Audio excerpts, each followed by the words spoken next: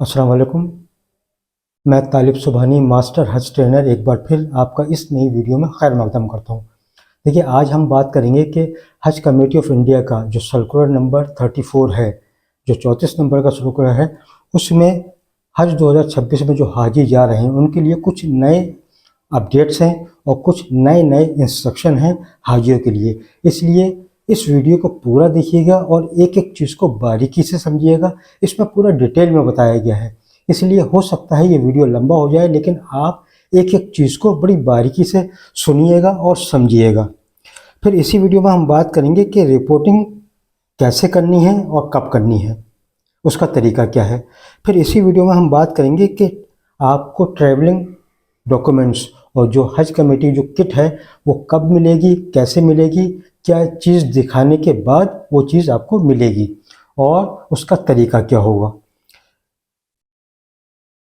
फिर मैं कह रहा हूँ कि वीडियो पूरा देखिएगा, और अगर आपको लगे कि मैं जस्टिफाई कर रहा हूँ, आपको वक्त पर सही इन्फॉर्मेशन दे रहा हूँ और ये इन्फॉर्मेशन आपके काम आ रही है, तो फिर मेरा फ़र्ज़ बनता है कि मैं आपसे दरख्वास्त करूँ कि मेरे चैनल को सब्सक्राइब कीजिए, लाइक कीजिए, शेयर कीजिए और कमेंट्स ज़रूर लिखिएगा। और अगर ये वीडियो आपको पसंद आए तो एक लाइक ज़रूर कीजिएगा, और अपने जो भी सोशल मीडिया के प्लेटफॉर्म है इसको शेयर ज़रूर कीजिए, ताकि दूसरों को भी फ़ायदा हो सके और वो भी इससे फैज़याब हो सके। चलिए वीडियो शुरू करते हैं। देखिए, सर्कुलर नंबर जो 34 है, जो आज ही आया है, अभी आया है हज कमेटी ऑफ इंडिया का, उसमें कुछ नए नए अपडेट्स बताए गए हैं हज 2026 के हाजियों के लिए, और कुछ इंस्ट्रक्शन है, कुछ हिदायत भी हैं हाजियों के लिए। तो क्या अपडेट्स हैं और क्या हिदायत हैं, उनको एक एक चीज़ समझिएगा। देखिए, 6 पॉइंट्स हैं ये, एक एक पॉइंट्स को बहुत गौर से सुनिएगा। देखिए, पॉइंट नंबर 1 है, देखिए ये हज कमेटी ऑफ इंडिया का सर्कुलर है, ये वाला जो 34 नंबर आया है, इसमें 6 पॉइंट्स दिए हुए हैं। तो उन 6 पॉइंट्स में क्या क्या ज़रूरी चीज़ें हैं आपको समझने की, उसको आप समझिए। सबसे पहले मैं आपको बता दूं कि जैसे कि पास प्रैक्टिस होती थी कि ओरिजिनल पासपोर्ट स्टेट हज कमेटी में जमा हो जाया करते थे तकरीबन 2 महीना पहले, लेकिन इस बार हज कमेटी ऑफ इंडिया ने यह आसानी कर दी है अपने हाजियों के लिए कि अब आपको ओरिजिनल पासपोर्ट कहीं नहीं भेजना है, अपने पास रखना है, अपनी कस्टडी में रखना है। दूसरे, ओरिजिनल पासपोर्ट आपको लेकर जाना है जब आप अपना ट्रैवलिंग डॉक्यूमेंट्स लेंगे, यानी कि हज के सफ़र के लिए जो आपको डॉक्यूमेंट्स मिलेंगे 24 घंटे पहले जब आप वो लेके जाएंगे, तो आपको ओरिजिनल पासपोर्ट अपने अपने एम्बार्गेशन पॉइंट या हज हाउस पर लेकर जाना है। गौर से सुनिएगा एक एक चीज़। देखिए, सर्कुलर नंबर 34 है, बहुत कंफ्यूजिंग है, हो सकता है आपके समझ में ना आए, इसलिए मैं इसको डिटेल में बता रहा हूँ कि जब आप टिकट और दूसरी चीज़ें लेने जाएंगे तो ओरिजिनल पासपोर्ट आपको लेकर जाना है 24 घंटे पहले। जब आप ओरिजिनल पासपोर्ट दिखा देंगे तभी आपको तमाम ट्रैवलिंग डॉक्यूमेंट्स और हज किट आपको दी जाएगी एम्बार्गेशन पॉइंट्स पर। यह हो गया पहला पॉइंट। अब है दूसरा पॉइंट। आप अपना ओरिजिनल पासपोर्ट अभी चेक कर लें, उसकी वैलिडिटी 31 दिसंबर 2026 तक होना लाजमी है। उसकी फ़िज़िकल कंडीशन बिल्कुल ठीक होना चाहिए, कहीं से फटा हुआ ना हो, उसका पेज ना फटा हुआ हो, कोई उस पर कोई चीज़ गिरी हुई ना हो, ये सब आप फिज़िकली फ़िट होना चाहिए आपका पासपोर्ट। तीसरे, 2 पेजेज उसमें खाली होना ज़रूरी है। चौथा, पर्सनल डिटेल जो भी उसमें पासपोर्ट में है वो कंप्लीट होनी चाहिए, सही होनी चाहिए। ये होगा दूसरा पॉइंट। और ये अंडरटेकिंग आपको याद होगा, जब हज कमेटी ऑफ इंडिया का हज का फॉर्म भरा था तो आपने अपनी स्टेट हज कमेटी में एक अंडरटेकिंग दी थी पासपोर्ट की, जिसमें हमारा पासपोर्ट बिल्कुल ठीक है, उसमें कोई गलती नहीं है, 2 पेजेस खाली हैं, ये सब अंडरटेकिंग दी थी। इसी बिना पर आपका पासपोर्ट ओरिजिनल जमा नहीं किया जा रहा है, क्योंकि उस अंडरटेकिंग को ही सब कुछ मान लिया गया है। अगर वो अंडरटेकिंग जो आपने दी थी अगर वो गलत दी थी तो फिर आपको प्रॉब्लम हो सकती है। तो इसलिए ओरिजिनल पासपोर्ट क्यों जमा नहीं हो रहा है, क्योंकि आप ऑलरेडी एक अंडरटेकिंग जब आपने हज कमेटी ऑफ इंडिया का फॉर्म अपनी अपनी स्टेट हज कमेटी में भेजा था, उस वक्त अंडरटेकिंग दी थी भरकर। अब पॉइंट नंबर 3, देखिए आपको अपनी फ्लाइट कंफर्म करनी है, जिसको कहते हैं रिपोर्टिंग करनी है 2 दिन पहले, तकरीबन 72 घंटे पहले आपको रिपोर्टिंग करनी है, कंफर्मेशन देना है अपनी फ़्लाइट का कि हम इस फ्लाइट से जा रहे हैं।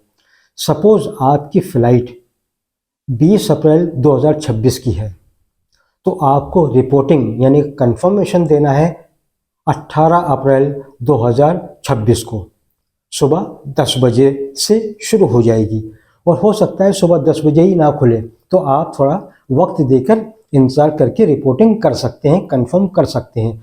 कंफर्म करने का फ़्लाइट को तरीका क्या है, रिपोर्टिंग करने का तरीका क्या है, आप पिलग्रिम लॉगिन पर जाएंगे और वहाँ अपनी रिपोर्टिंग करेंगे, सबमिट करेंगे, या हज कमेटी ऑफ इंडिया के पोर्टल पर जाके आप सबमिट करेंगे, या हज सुविधा ऐप पे भी कर सकते हैं।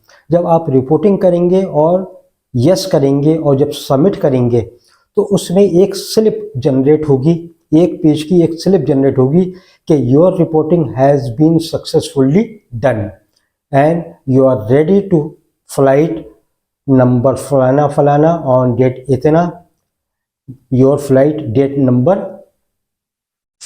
नंबर ये और फ्लाइट टाइम इज इतना, you should reach your airport before 6 hour before your departure of flights. ये एक स्लिप जनरेट होगी, इसको डाउनलोड करके इसका एक प्रिंट आउट ले लें। मैं समझ रहा हूँ क्लियर हो गया। जब आप पिलग्रिम लॉगिन पर या हज कमेटी की साइट पर या हज सुविधा ऐप पर जब अपनी कंफर्मेशन देंगे कि हम इस फ्लाइट से जा रहे हैं, तो वहाँ एक स्लिप आएगी, उसको आप डाउनलोड करके उसका प्रिंट आउट ले लें, तो आपकी रिपोर्टिंग हो गई। और वो स्लिप आप निकाल लें, वो स्लिप काम आएगी जब आप अपने हज वीज़ा, फ़्लाइट की टिकट्स और तमाम ट्रैवलिंग डॉक्यूमेंट्स 24 घंटे पहले जो लेने जाएंगे अपने एम्बार्केशन पॉइंट से, उस वक्त ये स्लिप आपको प्रोड्यूस करनी है। अब देखिए ये हो गए 3 पॉइंट। अब है चौथा पॉइंट। चौथा पॉइंट क्या है, जब भी आपकी फ़्लाइट हो, जैसे कि अभी मैंने बताया कि सपोज़ आपकी फ़्लाइट 20 अप्रैल 2026 की है और आपकी फ़्लाइट के टाइम है सुबह 11 बजे का, तो आपको 19 तारीख में सुबह 11 बजे अपने अपने एम्बार्केशन पॉइंट्स या हज हाउस पर जाना है और वहाँ से ट्रैवलिंग डॉक्यूमेंट्स यानी सफ़र करने वाले कागजात और हज किट विंडो से कलेक्ट करनी है, और वो ठीक 24 घंटे पहले होगी। अगर आपकी फ़्लाइट शाम को 3 बजे की है, तो आपके लिए वो डॉक्यूमेंट्स 3 बजे अवेलेबल होंगे, यानी कि 3 बजे ही विंडो खुलेगी। ठीक 24 घंटे पहले आपको ये डॉक्यूमेंट्स दिए जाएंगे। मैं समझ रहा हूँ ये चौथा पॉइंट भी क्लियर हो गया होगा। अब देखिए 5वां पॉइंट है, collect your travelling documents kit should produce the following, यानी कि जब आप 24 घंटे पहले अपने कागजात लेने जाएंगे या हज की किट लेने जाएंगे, तो आपको वहाँ पर क्या क्या चीज़ें लेकर जानी है, ये ध्यान से सुनिएगा।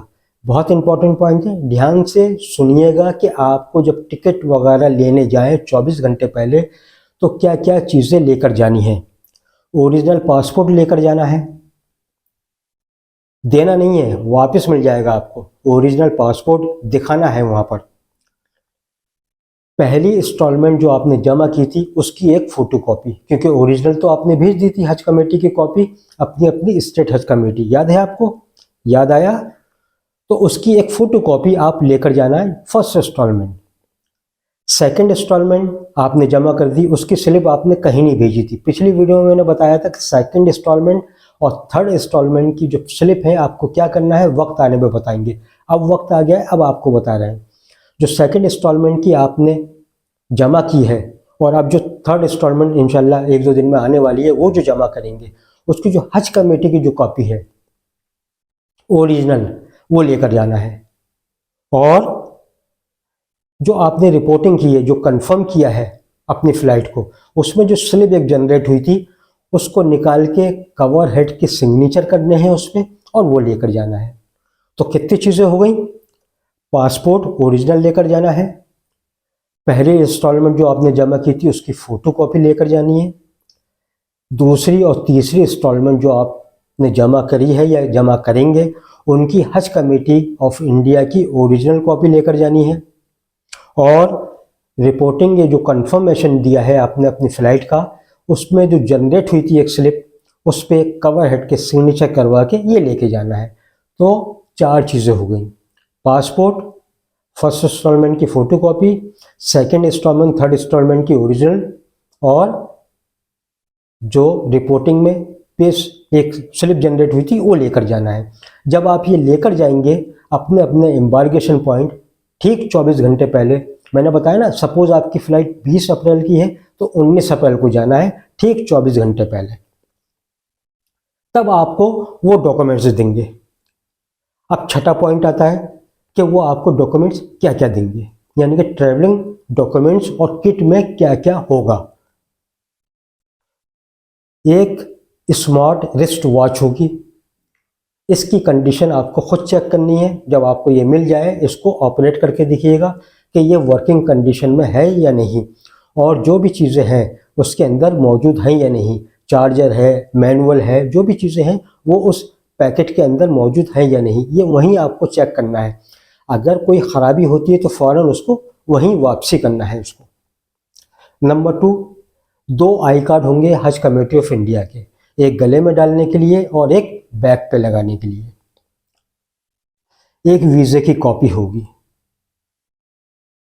2 एयर टिकट होंगे, एक जाने का एयर टिकट होगा और एक आने का एयर टिकट होगा। कुछ किताबें होंगी हज के मुतालिक पढ़ने के लिए, एक छोटा बैग होगा और दूसरे छोटे छोटे आइटम्स भी होंगे। ये सब चीज़ें आपको विंडो से हटने के बाद चेक कर लेना है। क्या क्या चेक करना है? रिस्ट वॉच अच्छे से चेक कर लें, दोनों आई कार्ड चेक कर लें, उसमें नाम पता सब कुछ सही है या नहीं, वीज़े की कॉपी, दोनों तरफ के एयर टिकट्स, कुछ किताबें, कुछ छोटी छोटी चीज़ें, एक छोटा बैग, और ओरिजिनल पासपोर्ट आपको वापस लेना है। तो ये 6 पॉइंट हैं। फिर उसके बाद अगर जाहिर है 24 घंटे पहले ये बड़ा मुश्किल हो जाता है कि हाजी खुद जाए और वहाँ जाके कलेक्ट करे। देखिए उसमें सबको जाने की ज़रूरत नहीं है, जो भी कवर हेड हो या जो भी, अगर एक 4 का ग्रुप है तो कोई भी एक जा सकता है उसमें, या अगर आप ये चाहते हैं कि हम घर से तैयार होकर जाएं, अपने एम्बार्गेशन पॉइंट पे चले जाएं, वहीं रिहाइश करें। बहुत सी जगहों पर ऐसा होता है कि वहाँ रहने का इंतज़ाम होता है। आप अपने घर से अलविदा कह के जाएँ, सबसे मिल मिला के जाएँ और फिर एम्बार्गेशन पॉइंट पे 24 घंटे पहले पहुँच जाएँ, फिर अपने तमाम टिकट्स वगैरह कलेक्ट करें और वहीं स्टे करें और फिर वहीं से एयरपोर्ट पहुँच जाएँ। एक तो ये तरीका है। दूसरा ये है कि अगर आप चाहते हैं कि डॉक्यूमेंट्स मंगा लें, आप नहीं जा पा रहे हैं, तो आप चाहते हैं किसी रिश्तेदार से या किसी दोस्त से आप ये डॉक्यूमेंट्स मंगवाना चाहते हैं, तो उसके लिए हज कमेटी ऑफ इंडिया ने एक आसानी कर दी है। देखिए एक अंडरटेकिंग है आई, एक एनेक्सर आई है इस तरीके से, इसकी पीडीएफ भी मैं डाल दूंगा नीचे डिस्क्रिप्शन पे। ये एनेक्सर आई है, इसको भरना है। इसमें देखिए क्या क्या लिखा है, authorisation letter for collection of हज किट ट्रेवल डॉक्यूमेंट्स। उसमें जिसको आप भेज रहे हैं यानी कि अपना नाम लिखना है, अपना हेड कवर नंबर लिखना है, मोबाइल नंबर लिखना है अपना, और किसको ऑथोराइज कर रहे हैं उसका नाम लिखना है, उसका वल्दियत लिखना है, उसका आधार नंबर लिखना है, वो कहाँ रहता है ये बताना है, और उसी का मोबाइल नंबर लिखना है। फिर यही सब चीज़ें इसमें अंडरटेकिंग है कि हमने इनको ओरिजिनल पासपोर्ट दे दिया है, हेल्थ बुक दे दी है। देखिए जब आप डॉक्यूमेंट्स लेने जाएंगे तो आपको ओरिजिनल पासपोर्ट के साथ साथ अपनी हेल्थ बुक ओरिजिनल भी लेकर जाना है, ये मैं बताना भूल गया था। तो 5वें पॉइंट में क्या है कि ओरिजिनल पासपोर्ट, हेल्थ कार्ड, जो हेल्थ बुक मिली है वो ओरिजिनल लेके जाना है, फर्स्ट इंस्टॉलमेंट की फ़ोटोकॉपी, सेकंड और थर्ड इंस्टॉलमेंट की ओरिजिनल कॉपी, और जो जनरेट हुई है रिपोर्टिंग में वो स्लिप लेकर जाना है। और इसमें आप अपने सिग्नेचर करेंगे, नाम लिखेंगे, डेट डालेंगे और जगह का नाम लिखेंगे। फिर जिसको ऑथराइज़ किया है जब वो सामान लेगा तो उसके अपने साइन करने पड़ेंगे। जो ऑथराइज़ कर रहे हैं जिसको, उसको अपना ओरिजिनल आधार कार्ड लेकर जाना है और एक फ़ोटोकॉपी लेकर जानी है जिसको सेल्फ अटेस्ट करके इस ऑथराइज लेटर के साथ जमा करनी है, जब भी उसको सामान मिलेगा। ओरिजिनल आधार लेकर जाना है और एक फ़ोटोकॉपी जिसको वो सेल्फ अटेस्ट करेंगे और इस पर भी साइन करेंगे और ये जमा करेंगे, तब उनको डॉक्यूमेंट्स दे दिए जाएंगे। तो ये वो तरीका हुआ जिसमें आप किसी को ऑथराइज़ करेंगे तो वो सामान उसको मिल जाएगा अगर आप नहीं जा पा रहे हैं। तो ये वो चीज़ें थी जो मुझे आपको लगा बताना ज़रूरी है। अगर आपको लगता है, मुझे लग रहा है कि 6 पॉइंट्स ये समझ में आ गए होंगे कि पासपोर्ट, ओरिजिनल पासपोर्ट सबमिट नहीं होना है, अपने पासपोर्ट का वेरिफिकेशन आपको खुद करना है कि पासपोर्ट आपका सही कंडीशन में है। तीसरा पॉइंट था कंफर्मेशन ऑफ फ़्लाइट्स, 2 दिन पहले करना है, यानी 72 घंटे पहले करीब करना है कि आप इस फ्लाइट से जाने को तैयार हैं। चौथा पॉइंट था कि एम्बार्गेशन पॉइंट से आपको अपने डॉक्यूमेंट्स लेना है, क्या दिखा के लेना है और क्या क्या डॉक्यूमेंट्स मिलेंगे। और उसके बाद फिर ये था कि ट्रैवलिंग डॉक्यूमेंट में क्या क्या सामान होगा और क्या क्या सामान आपको मिलेगा और क्या चीज़ दिखाने के बाद वो सामान आपको मिलेगा। अगर आपको लगता है कि मैं आपके साथ जस्टिफाई कर रहा हूँ, सही वक्त पे सही इन्फॉर्मेशन दे रहा हूँ और आपको इन वीडियो से फ़ायदा हो रहा है, तो कम से कम इस वीडियो को जो भी आपके सोशल मीडिया की प्लेटफॉर्म है उसको शेयर ज़रूर कीजिएगा ताकि ये इन्फॉर्मेशन तमाम लोगों तक पहुंच जाए। अगर उन तक पहुंची तो दुआएं मिलेंगी आपको भी और मुझे भी। और अगर आपको लगता है कि मैं सही वक्त पे सही इन्फॉर्मेशन दे रहा हूं और आप मुझसे आगे भी जुड़ना चाहते हैं तो मेरे चैनल को सब्सक्राइब कीजिए, लाइक कीजिए, शेयर कीजिए, कमेंट्स ज़रूर कीजिए ताकि मैं आपके सवालों को जवाब दे सकूँ। और बेल बटन दबाइए तब जब भी वीडियो आए तो आपको नोटिफिकेशन आ सके। अगर ये वीडियो आपको पसंद आया है तो लाइक ज़रूर कीजिएगा। और अभी तक जो महरूम है अल्लाह के घर के दीदार के, अल्लाह उनको भी जल्द से जल्द दीदार नसीब फरमाए। अल्लाह पूरे सफ़र को आपकी आसान कर दे, रोशन कर दे, आपकी ज़िंदगी को रोशन कर दे और आपकी एक एक दुआओं को, आप हज सफ़र में हैं, आप जो भी दुआएं मांगेंगे इंशाअल्लाह कबूल होगी। अल्लाह बड़ा रहीम और करीम है। पूरी दुनिया के मुसलमानों के लिए दुआ कीजिएगा, अल्लाह हम पर रहम फरमाए और जो हालात चल रहे हैं अल्लाह जल्द से जल्द इनको बेहतर कर दे और मुसलमानों की फ़तेह हो। आमीन सुम्मा आमीन। आप भी कमेंट बॉक्स में कम से कम आमीन ज़रूर लिखते रहिएगा। और अगर वक्त मिले, अगर आपका दिल गवारा करे तो मुझे और मेरी फैमिली को भी अपनी दुआओं में याद रखिएगा। वीडियो बहुत इम्पोर्टेंट था, अगर आपने पूरा देखा तो जज़ाकल्लाह खैर, लेकिन इस वीडियो को ज़्यादा से ज़्यादा शेयर कीजिएगा। अभी तक के लिए इतना ही। अल्लाह आपका निगहबान।